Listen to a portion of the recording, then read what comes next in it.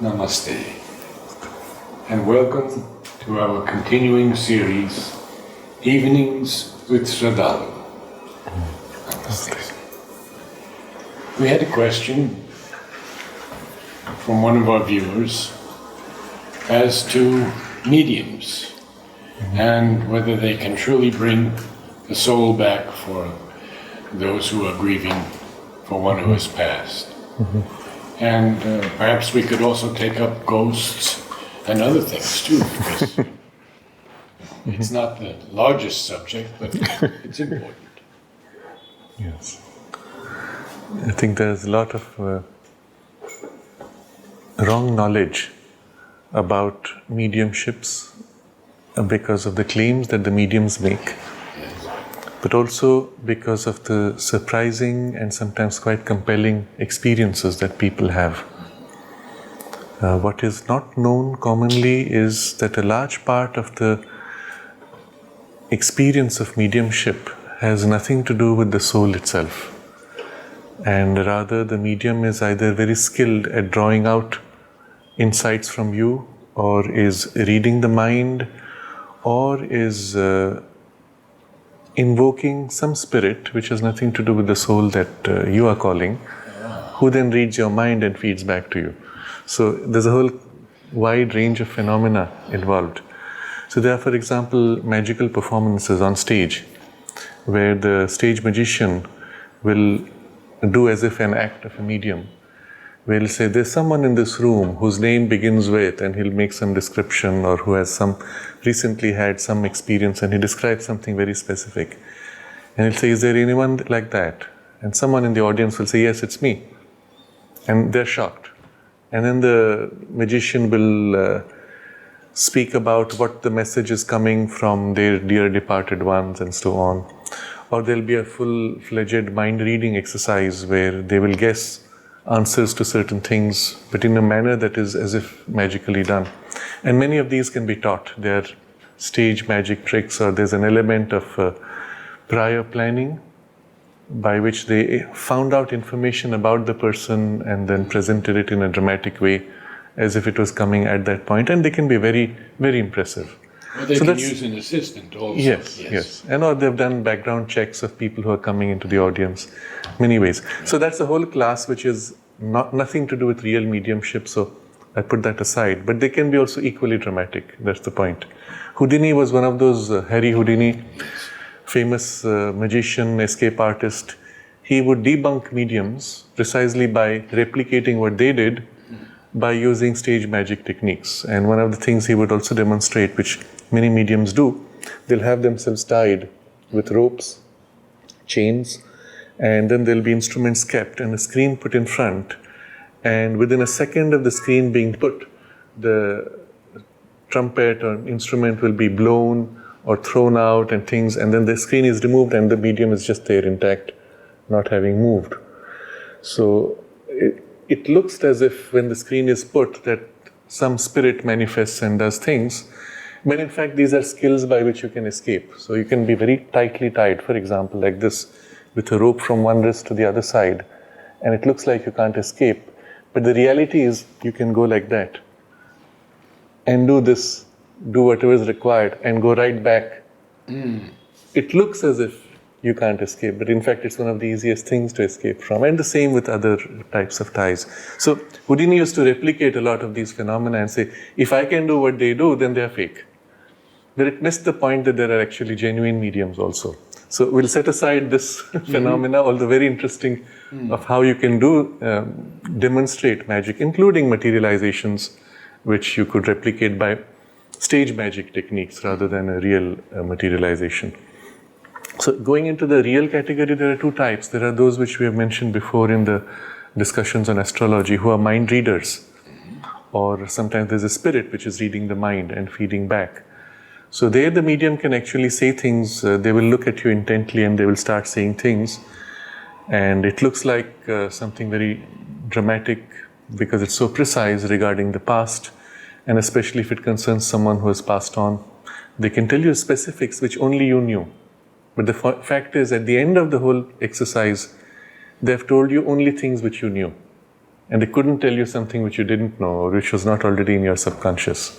And that's often the giveaway that it was a mind reading exercise. The more sophisticated mediums are the ones who actually are seized by some spirit which comes into their body. It's a kind of a possession, or there's a materialization of a spirit which can even appear in the room during what are called seances. And it can have the form of the person who has departed and who then conveys a message or at least appears and then vanishes. And these are often done in darkness or with dim red light, and often involving hand holding and such means. So the hand holding is supposedly one of the reasons given is that to ensure that you know you're holding someone's hand, so they are not moving their hands. So if suddenly something floats in the middle of the darkness, you're still holding the medium's hand. But then why would you want to hold hands of a circle? So behind this is an occult requirement for building up energy, or rather drawing energy from the group for the purpose of materialization. And it's one of the things which is highly not recommended to do things which involve hand holding for any kind of such exercises. It tends to build an energy flow, a vital energy flow, which immediately lowers the vibrations to a vital level, and for spiritual purposes it can be quite harmful.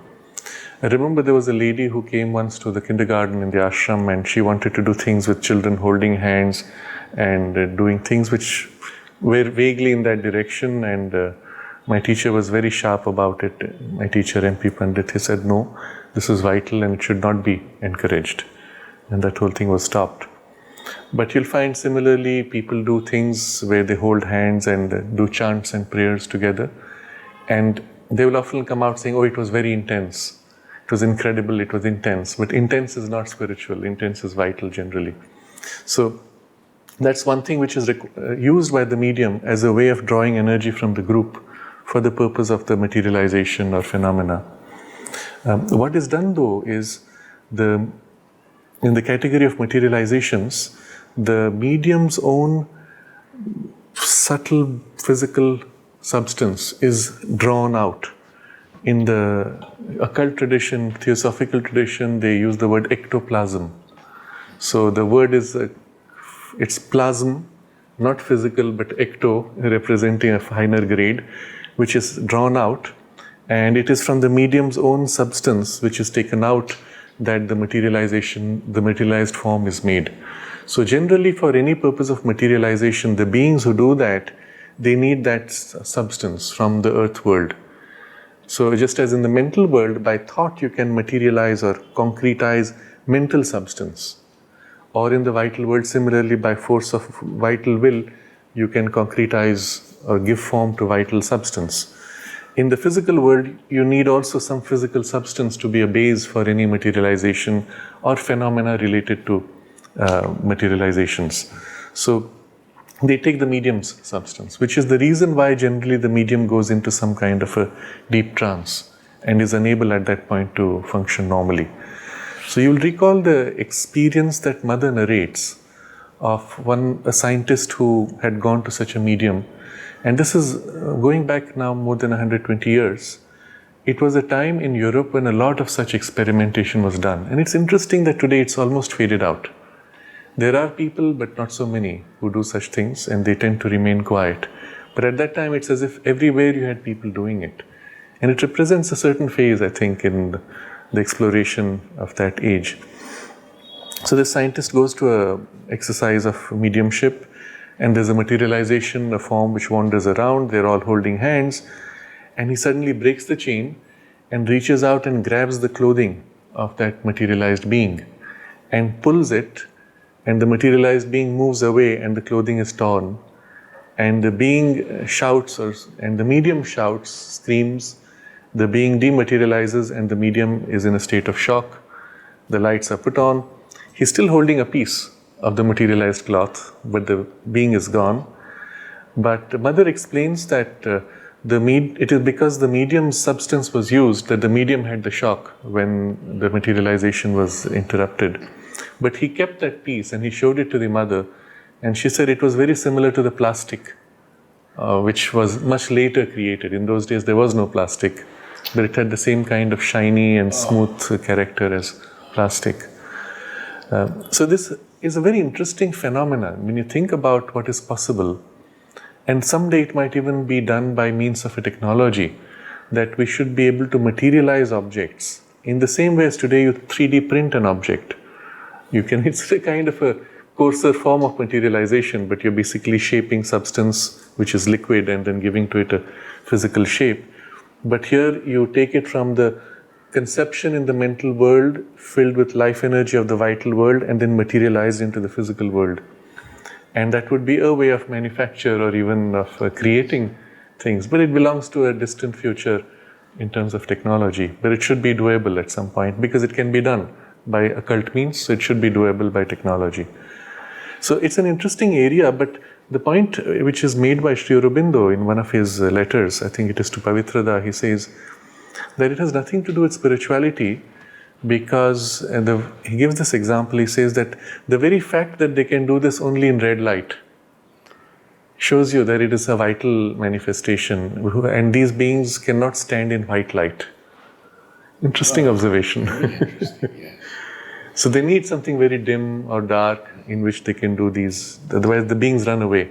I'd like to ask about two things. One is these Haitian people who have this tremendous occult force or vital force, and the other is the Philippines for a long time had these healers who could, without surgery, remove an abscess or something. Yes. So they're different things, but they all go down to a very low level of magic and low level of vital materialization or vital intervention. So in Haiti, you have quite a range of black magic which is very strong, very organized. And it even seems as if in that space, the access to those lower worlds is more easy. Precisely because there's a large number of people calling on those forces and giving them embodiment and access to the physical world. Just as there are spaces which are spiritually stronger because the spiritual consciousness has been called closer. And then these lower beings run away because for them they will get dissolved. They can't stand it. Equally, there are spaces where the lower beings have been called and then the spiritual consciousness withdraws because it's so contrary. But generally what happens is with those lower beings also comes their characteristic, which is chaos, division, conflict, confusion, because that's their nature. And so things which are done with that often have ripple effects which only add to greater confusion. So they have even a whole thing around people being put into a state of cataleptic trance so that they're declared dead. And you've heard about this, they're called zombies. What's the correct term for it? It's a kind of a zombiehood.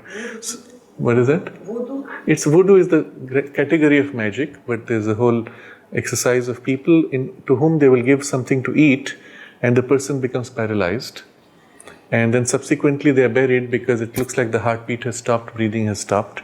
Then the magician goes and digs him out and force feeds him some material which reverses that effect, and then they're taken as slaves and taken into their plantations, sugarcane plantations and such. But they're kept in a drugged state so that they are never normal thereafter.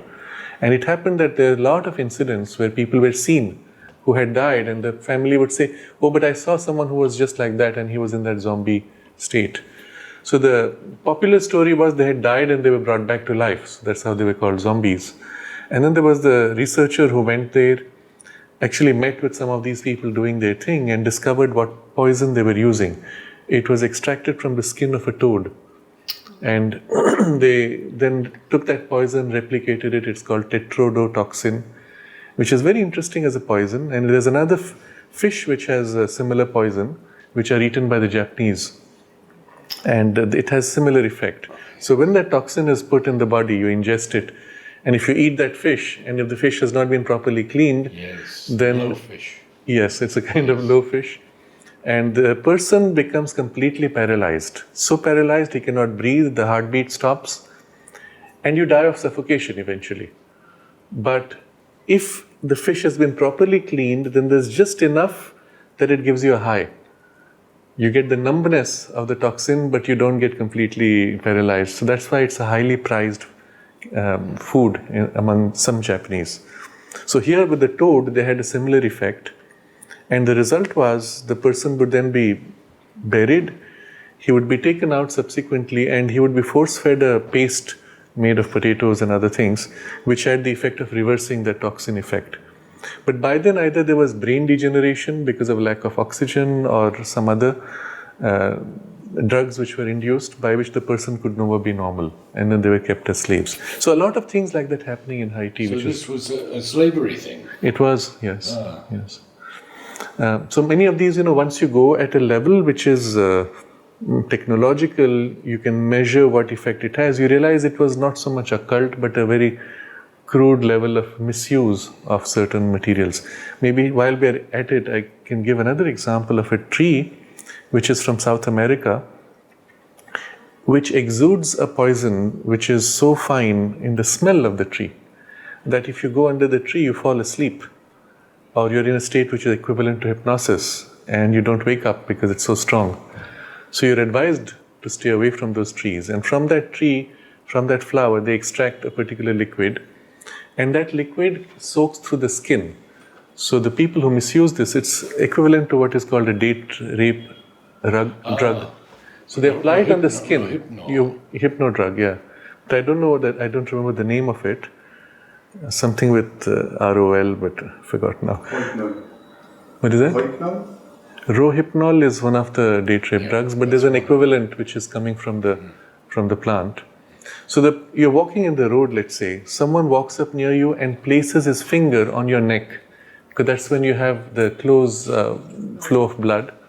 With the liquid, with gloves, he places it on you, and you as if lose all sense of self-control or self-will, and you find yourself obeying whatever the person says. You're in a daze of hypnosis, but it's done by chemicals. And then they can actually tell you, give us all your money, give us all your jewelry, take us to your house, and you just obey as if you are unable to exercise your will. Now this is done by a molecule, a chemical, which affects your ability of conscious self-will.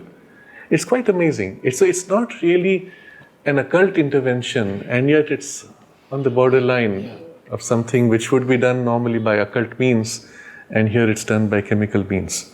So there's a lot of that kind of low-level magic which is in that space, unfortunately. It never leads to good.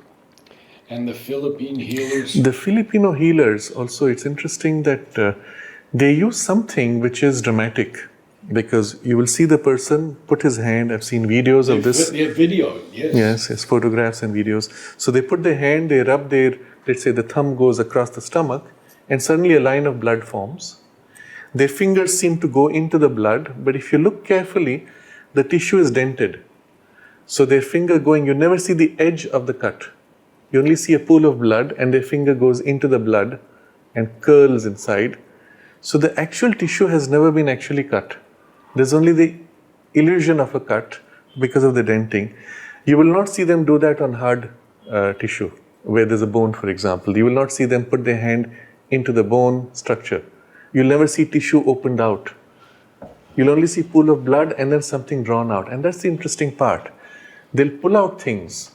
Sometimes what looks like tumor, sometimes it looks like worms, or just some tissue. Mm-hmm. And then they will wipe off the blood, and then everything is intact. There's no scar. So it looks as if they split the body, took out some tumor, and then closed the body, except that they never opened the body. And this is the trick here. They materialized blood, materialized tissue, materialized worms in that part, and they create a dent by pushing down on the stomach. That's the easiest part, which is soft. And just generally it's all done there. And so there's a materialization, and it's a real materialization, because there's far more blood than you could have hidden in the palm of your hand or anything. And the tissue which is brought out. Sometimes they even bring out worms or snake-like creatures. And some of these have been tested in the lab, and they found they don't have reproductive organs. They are not snakes or creatures of the physical domain. They don't survive by biological means. They are materialized, and probably from a low-level vital world where you do not need the biological organs to reproduce. So it's brought down, and then they're wriggling, they're pulled out as if from the stomach, put into this little bowl which is now full of blood, and then eventually thrown away. But there's a being which is doing it. Often the person who's doing it is just under control of some being who does the actual process. They may be in trance. There was one exceptional person in Brazil who used to do complete surgeries of the eye and other parts, and he would do it with a knife. It was a very famous article that appeared. At those days we didn't have television, and he was called Arrigo, surgeon of the rusty knife. You may still find articles about this. And he claimed that it was a being who had died in the Second World War, who wanted to help people, who was working through him.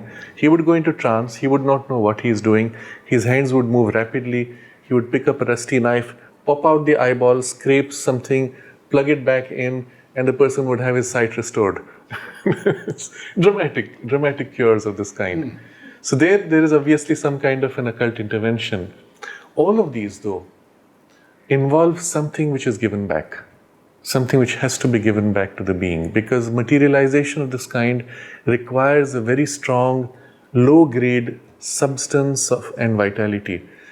And often it requires something which is normally in the ectoplasm of the medium, and the medium can't keep giving that because eventually they will die out. So often there is some animal sacrifice associated with them, and it gets into pretty murky space. But the beings feed on that and use that material for these magical materializations. So when they say that the devil will give you something, you always have to have payback. So, it's done, of course, in the context of the church. The devil you have to pay back. But the principle is part of physical life, of nature. Mm-hmm. In nature, there's always an exchange. For everything that is coming in, there's also something given back. There's always a flow. That's the nature of the physical world and of the lower vital grade of substance. So any being of the lower vital is living by those values of exchange. They are not like the spiritual beings who represent infinity, which can pour out infinitely and still be infinite. That is what the self and the aspects and powers of the self represent. But anything on the lower level which is with finiteness has to have something in return. In the higher vital worlds, there are beings which have large vitality, and so they may seem to give a lot, but they take in some other way, in the sense of power, in the sense of control. Sri Aurobindo is asked, what do the beings of the higher vital do? And he says, they create large movements. So when you see a sudden thing appearing out of nowhere, and it's become very popular, and large numbers of people are crowding to follow, and then you go deeper into it, and you see that it gives you some attractive flickering lights, but there's an initiation, there's an allegiance, there's a concentration on their guru or in the hierarchy of their control, and there's a whole hierarchy structure. Then you can recognize there's a vital being behind that. There was a lot of talk some years back of Scientology, and then people reacted against it very much. A lot of these movie stars said this was a horrible thing. Yes, but the founder himself apparently claimed that his movement had been hijacked by certain agencies that wanted to control, because he had become very popular. I was told, and this is by somebody in the ashram, who met with Maharshi Mahesh Yogi, and Mahesh Yogi told him that his movement had been taken over by a certain intelligence agency that wanted to control it, and they had threatened him. That's why he was rising into prominence in a very big way, when what he was teaching had a deeper spiritual yogic content, and then suddenly he withdraws and leaves the whole movement to just coast along. And there are other people who took over. And so he complained about that to somebody in the ashram. And often when such movements become very strong, they threaten certain existing power structures. It gets into their interests also. But that's a different story. Here, what we're looking at is the occult phenomena itself are often deceptive. They may have an occult content, but do they really help? So the person in whom you've done this psychic surgery, as they call it, you've pulled out apparently a tumor, has it actually come out? So here's the interesting thing. If you can materialize, you can also dematerialize. And so if you're dematerializing, you don't need to cut the stomach, right? You could dematerialize the tumor from where it is inside you. So why not do that? And so here we find some phenomena, and this is why it goes into a very large mix. Some phenomena where the person has done the surgery, apparently, and the patient goes away saying, oh, I feel better, but he's just feeling better because there's been this influx of life force. And if you do an X-ray, you find the tumor is not gone.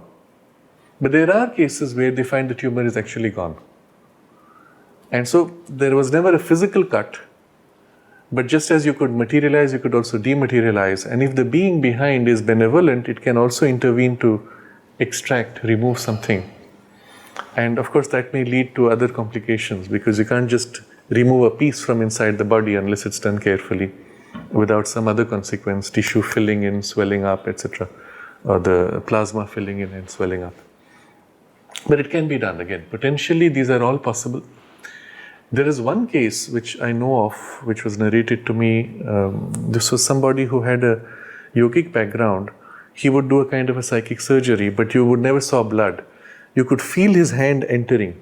So his hand would be above your stomach, and he would move like that slowly, as if cutting through. And you could feel him doing things inside the stomach, and then there would be a cure or something removed or some intervention. But yes, these are equally possible. Unfortunately, because it's such a murky area and the person doing it is never in direct control, it's always in control of these beings, you don't know who is genuine and who's not. And unless there has been validation subsequently with a medical X-ray or some other means to verify that actually the tumor was gone, you don't know what actually happened. But just for a moment, if we can dwell on healers who are genuinely in touch with the higher forces. Yes. They can heal. Yes. People can heal by not such means which are more dramatic physically, but by channeling a higher grade of energy or even a lower grade of energy. Often the person who is sick has a biological problem, but there is also the inability for the body to regenerate because it doesn't have enough vitality. If you could infuse sufficient vitality, the body's own repair mechanism could kickstart. And this is the principle behind what is generally called pranic healing. And then there are specialized systems called Reiki or others, and many others now. Each one has to create his own particular branding and then have its own USP to differentiate from other movements. But all of them involve tapping into some universal life force and directing it onto the patient, either through the healer or directly. Mostly they do it through the healer. And often they tap into the being who is presiding behind the movement. So if you take something like pranic healing, there's a founder and he's like the master of the whole system. And then there is in the Reiki system, similarly, there is a being which presides. I don't know if they have a formal head, but one of the signs of this is a person who's, let's say, practiced Reiki. He's asked to visualize or repeat a term, a name, a keyword, a symbol, which links to the force behind the movement. And then they said, okay, now you're an expert, we will take you to a higher level, you're a master or you're a grandmaster. You pay a little money and you go up these levels. And now you will get initiated. Once you get initiated, your power becomes dramatically increased. Now, what is initiation? But a mechanism to hook you energetically to the source which is behind. So almost all of these movements have some such element of initiation which links you to the source. And then you tap into that force and that energy which is now working through you. For the higher vital beings, the satisfaction of having so many people under your control, under your command, is itself what they take back. So they may be benevolent, so they're doing good, but in return, you have become their instrument and their agency. All of these can serve useful purposes, but most of these have also limits of how far it can go. And then there are all kinds of complexities which are not discussed publicly. For example, if you're trying to heal somebody, let's say by channeling an energy, vital energy, and the whole thing is operating on the vital level. You may call it spiritual, but it's not. It's not spiritual. It's always vital. You can bring into it, if the person is spiritually developed, you can also bring a spiritual energy, but that in itself may be insufficient. You need also a vital energy. So if the person is spiritually developed, you may draw upon a higher spiritual content along with the vital, and then you have the miraculous results.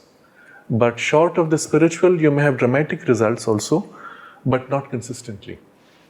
And there, what would happen generally is, if you're trying to, let's say, direct vital energy through you, generally, if the other person has a stronger vitality, you've opened a passage, his vitality can backwash, push into you. His sickness can get into you. And are you strong enough to handle it?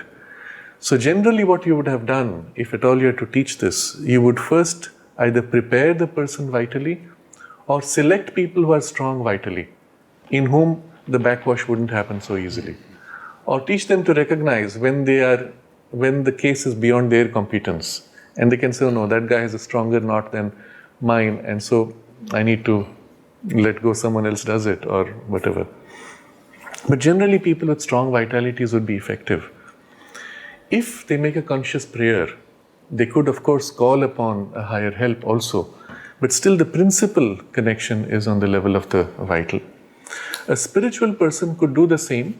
Let's say when the mother healed somebody, she would bring the spiritual energy as distinct from vital energy, as distinct from mental energy. She could also draw upon the universal vital force to do, and even if necessary, bring it to a very material level, depending on the intervention required. But the prime driver of the exercise will be the higher grade of consciousness, which is spiritual. And therefore, it can use all the lower levels without itself being stuck in them or limited by their character. So, if you are exercising a vital force, your consciousness being not fundamentally free from the vital or the mental, you tend to become now a part of this, let's say, machine or flow of the vital energy. And after a point, you don't realize it, you are as if given to only that, or it seizes you and directs all of your priorities.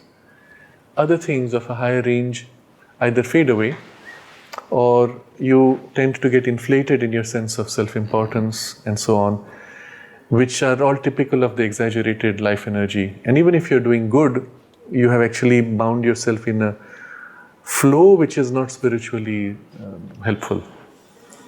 So at least for people who come from a spiritual background, I will say these things are helpful, they can be effective, but follow your level of comfort.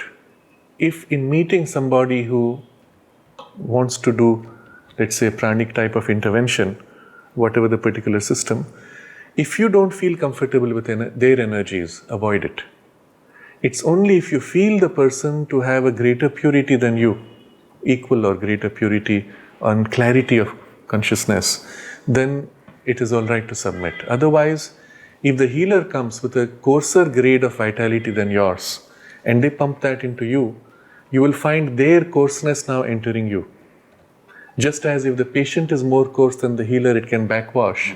Well, the patient will get infected by the healer's own, limitations of whatever kind, including certain thought patterns and emotion patterns and habits of the healer can imprint into the patient. So let's say you got healed by someone who was very kind, very nice, but he has a coarse vitality and strong, therefore more effective in his healing.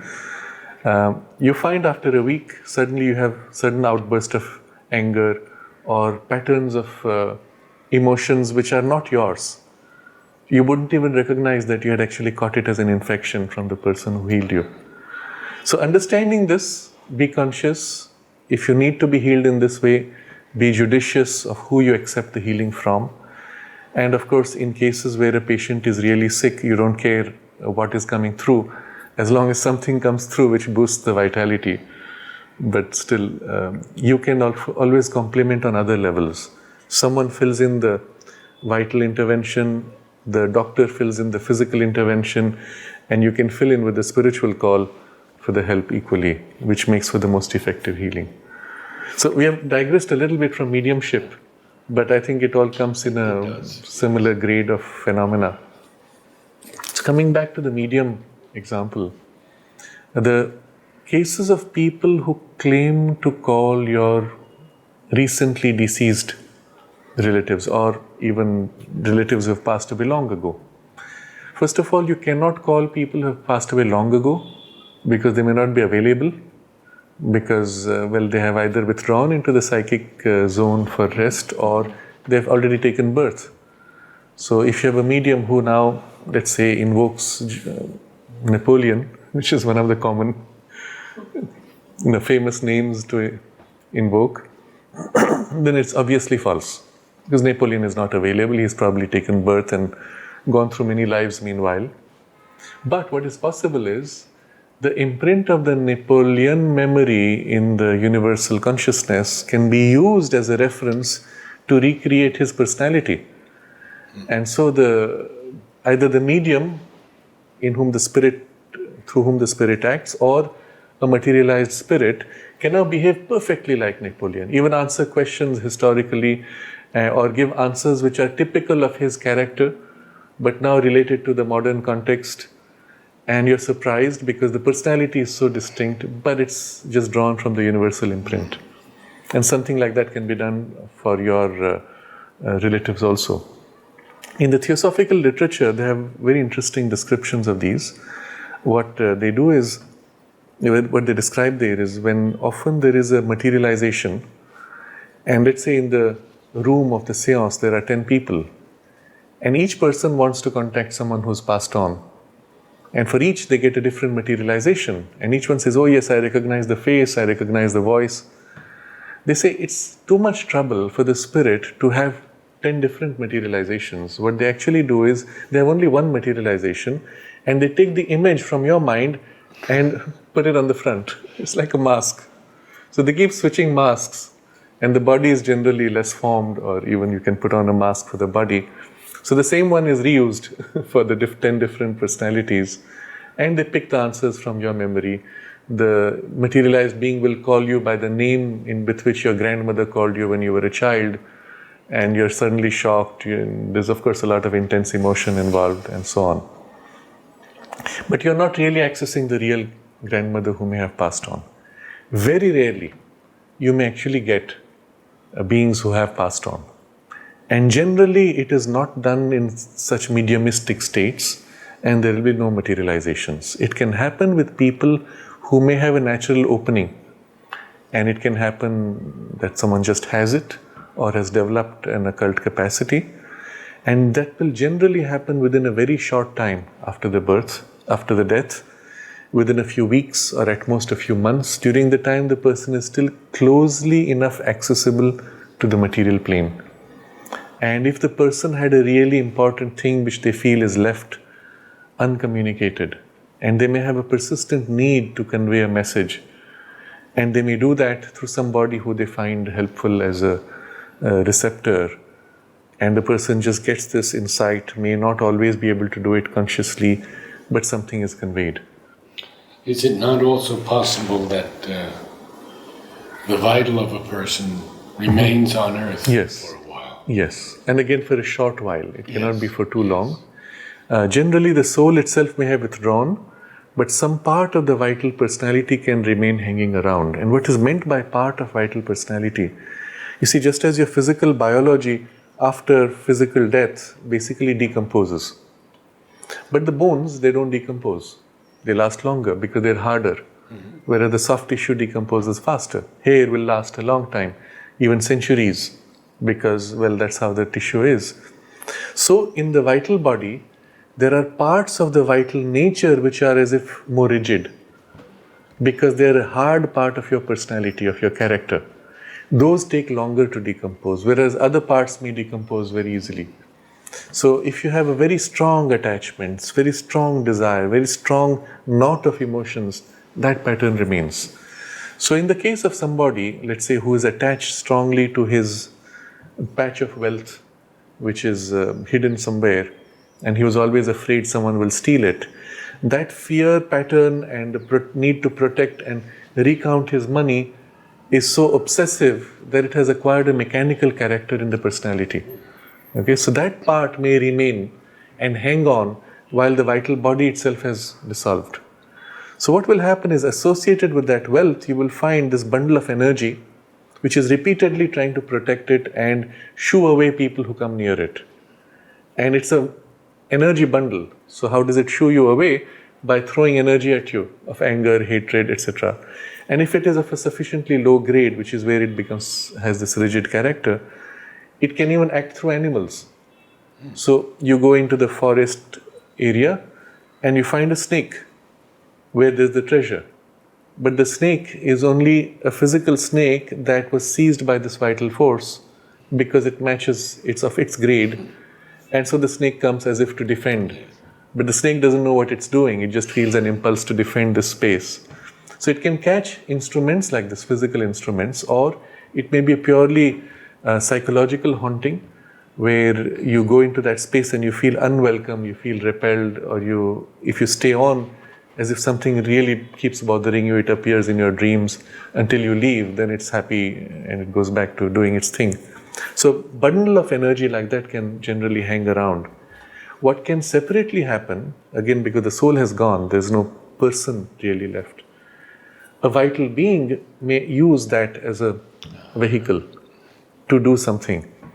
And that's often the basis for many of the so-called hauntings, where people see something or sense. So ghosts. Yeah, ghosts. Many of them are. So this is just to describe, to complete that topic about communicating with the dead. Yes, it's possible. Ideally, it would be done by somebody who is already sufficiently sensitive on that level. It does not need paraphernalia of mediumship.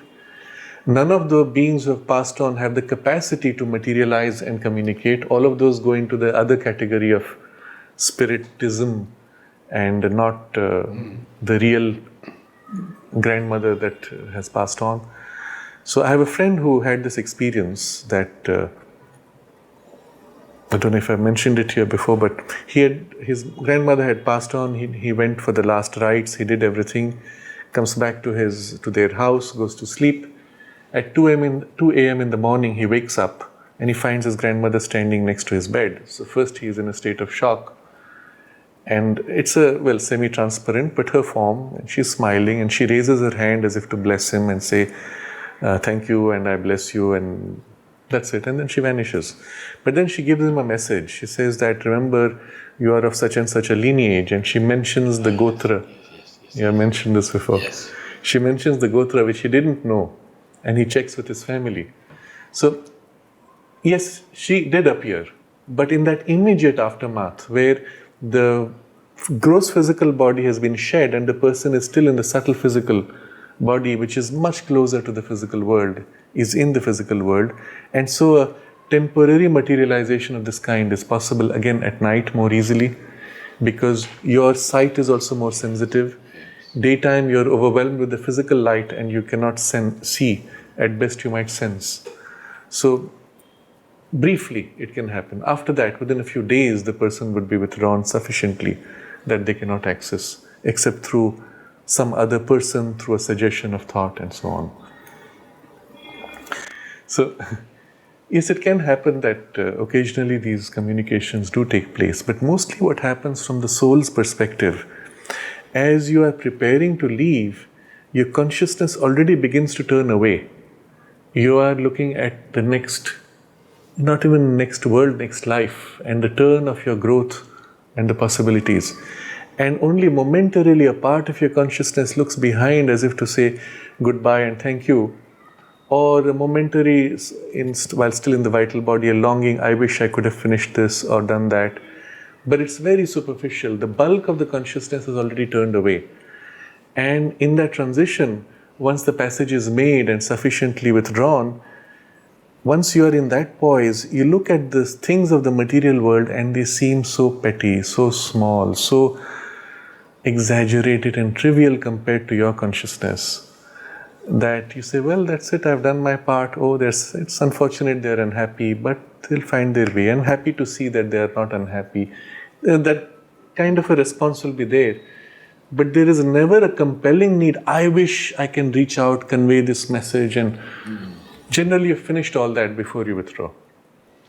We have about 10 minutes left, and I'd like to ask you to speak to us about those who grieve and hold the soul back. Yes.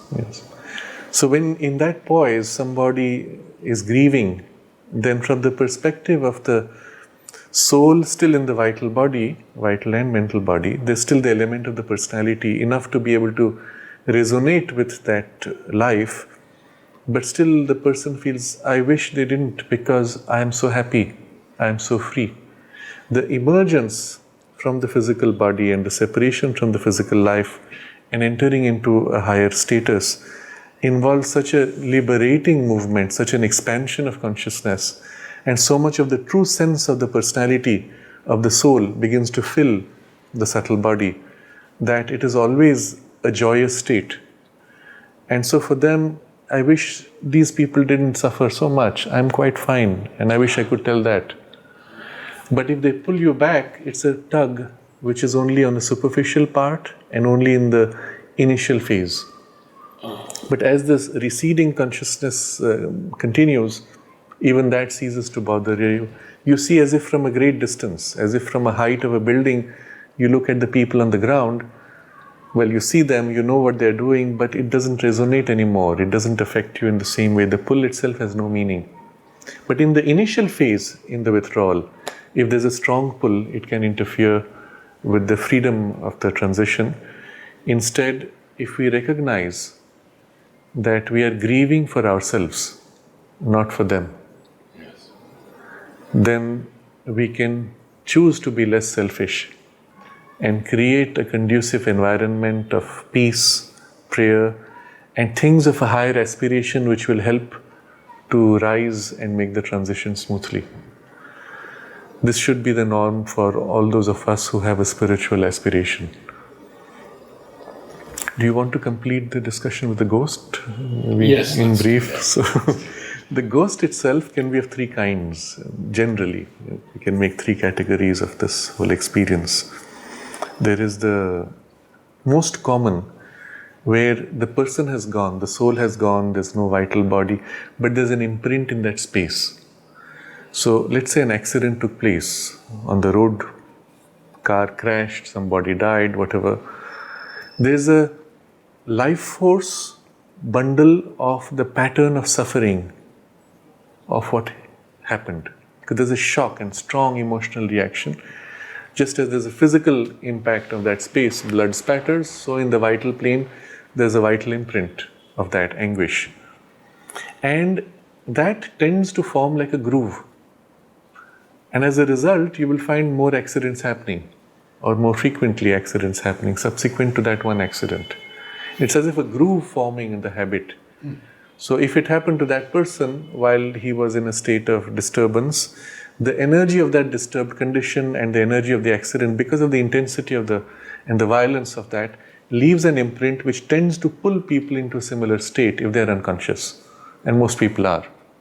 So there's a tendency, a proclivity for accidents to recur. And that's what people mark as accident zone. Mm-hmm. But in India, what they would do whenever something like that happened, they would do a special ceremony to dissolve these formations.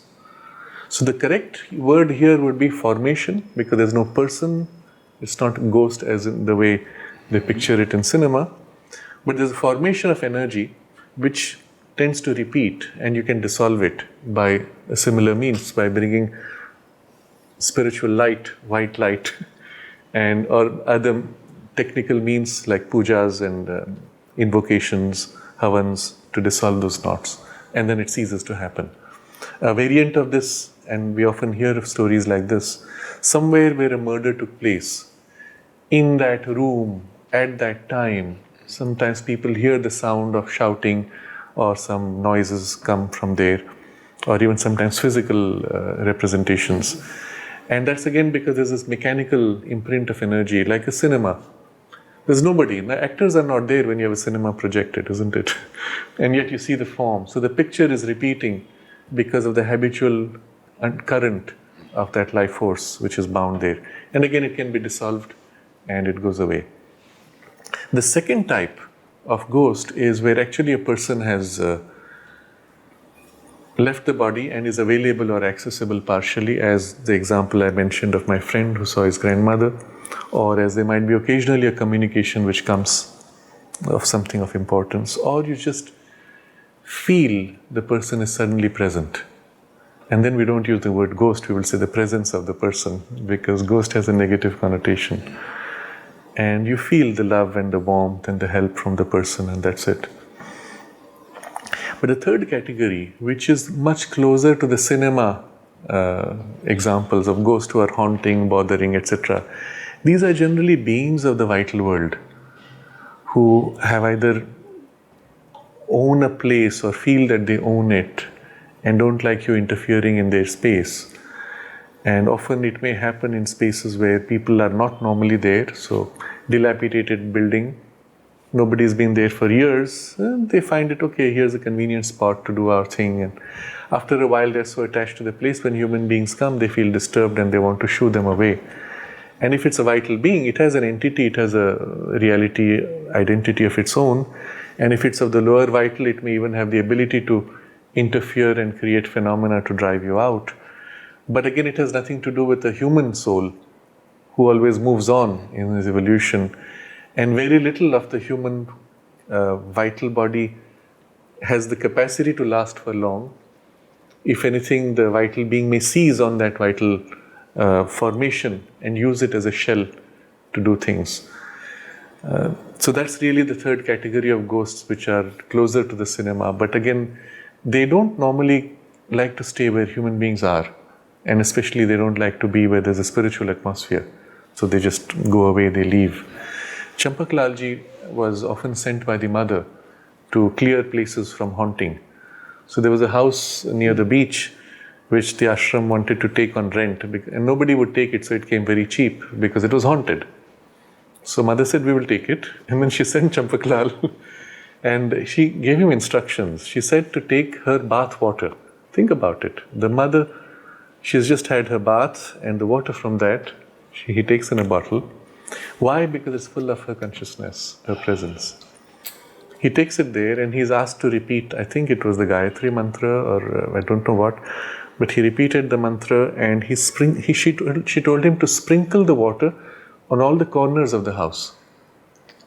So he goes around sprinkling, repeating mother's name or the Gayatri mantra. To me, they would be equivalent in result. And he does that to all the rooms. And as he's coming out, he sees two beings leaving. It was a couple, a man and a woman. And they were leaving. And he saw them. He said, oh, okay, that's it. Work done. But if you need to do something like that, the best way is, of course, you take a lamp, take a candle or a diya, light the lamp, invoke Sri Aurobindo's Gayatri or the traditional Gayatri, whatever for you represents the call of the Divine Presence. Go to each room, invoke the presence, and if you need to, go through every corner. Why corner? At an occult level, the corner is the part where things accumulate. See, it's not where things flow. The dust accumulates there, air doesn't flow. It's the part which represents on the vital level the sticky portions, the things which hang on. So you clear that, go to every room, and once you have cleaned out the whole space, you dedicate it, invoking the presence, and that's it. It's generally enough to push out any such thing.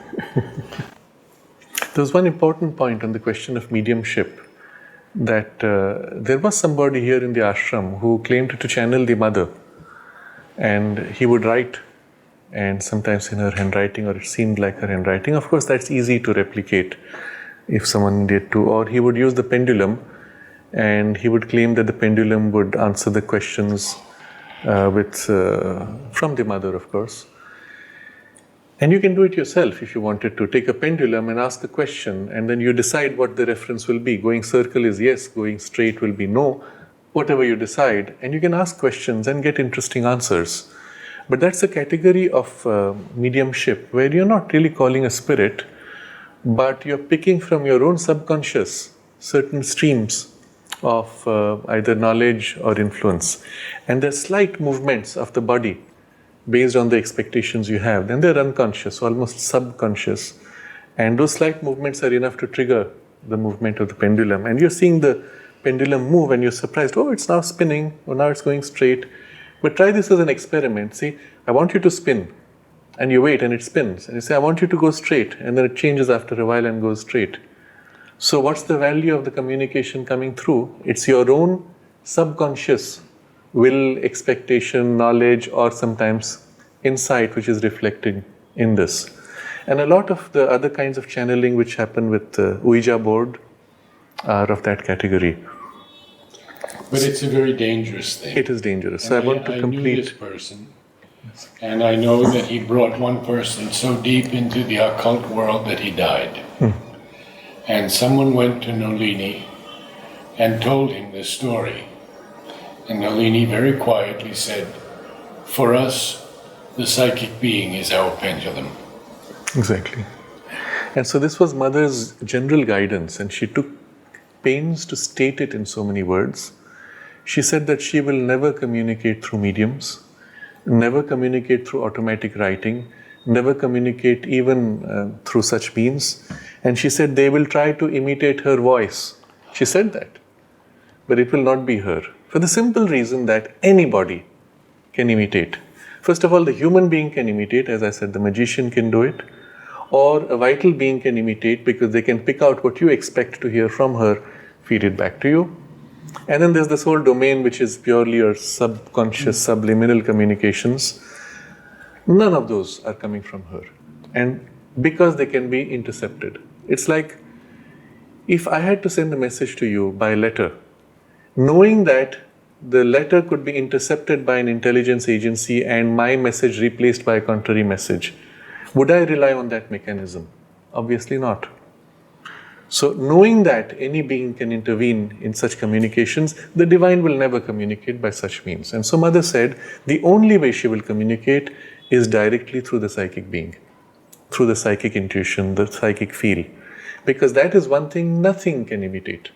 No vital being, no mental being, no human being. And it's the most direct line you have to the Mother's direct consciousness and presence. I want to end with one incident which took place because you spoke of the danger involved. And it's important to highlight this. Never engage with such means, whether of any kind of channeling, calling any spirits, even if you think it's your grandmother, because you will be ending up calling something and you will not know whether it's your grandmother or not. It can tell you whatever you want to hear, and it can just be a spirit of the vital world that just says, oh, here's someone who's calling, let's play. So I'll share this incident with you. And it's not the first time I've heard such things from others, as you mentioned here, but it was the first time it happened with me. I was visiting some friends in another city, and the lady of the house, she said, I have a niece who's doing this. She's very sick. Can you help her in some way? I said, well, what's her problem? So as it turned out, she was always tired. She was always depleted. She was losing weight. She didn't have proper sleep. And medically, everything seemed to be all right, but she was losing weight. And then as we are chatting, we find out that she has been practicing with the Ouija board, channeling to access her relative who's passed on. I think it was her father. And she's been doing it, I said, how many years is that? Last 3 years. How long has she been sick? Last 3 years. Perfect correspondence. And it's obvious what it was. She was doing this channeling, and sometimes twice a day. She was having a conversation with her father. That's what she thought. But the being which had latched on to her was sucking her energy. What is she doing? When you're reaching out, you open yourself to give yourself with love and to receive what comes. And you've just opened a channel for energy to be sucked out. And the being was feeding on her. It was so obvious. I said, all right. I explained to my friend, this is how it is. And then she said, yes, but can you tell her? I said, I'm happy to say, but will she come? My friend, yes, she is my niece, so I'm going to call her. So she sets up the appointment, and I was about to say, she'll be prevented from coming by that being. But then I held myself back, knowing that that's what would happen. I held myself back saying, why should I give force to that idea? Yeah. So I kept quiet. And then she was given time the next day, 4 o'clock. And it's 4 o'clock, we're waiting, she doesn't come.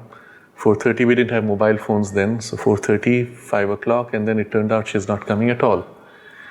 And so my friend said, all right, it looks like she's not coming. Then I explained to her, I said, look, the being will not allow her to meet someone who will break this link.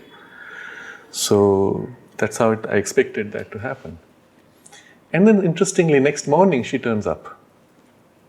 Just like that, unannounced.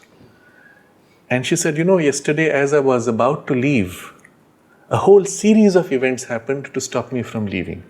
First, she said, I was about to leave and I said, why should I go? Because the urge came. Okay, so she says, let me just ignore it. But she says, but it's my aunt who's calling me, so I have to go. So she gets up to go, and at that point the telephone rings. She's held back, she's delayed. Okay, why should I go now? It's so late already.